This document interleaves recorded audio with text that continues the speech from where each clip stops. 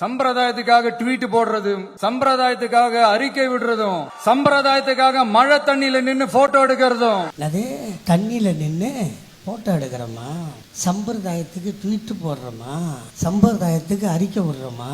முட்டாளே, உன் பொண்டாட்டிக்கு இந்த தமிழ்நாட்டில் ஓட்டு இருக்காடா? முண்டை கலப்ப. உன் பொண்டாட்டிக்கு ஓட்டு இருக்கா? உன் மகனுக்கு ஓட்டு இருக்கா? இல்ல நீ நடிகரானப்போ உங்க அப்பா தாளுக்கு சோறு போட்டு காப்பாத்தினியாடா முண்டை கலப்ப? அதுக்கு வக்கில்ல நீ யார பேசுற?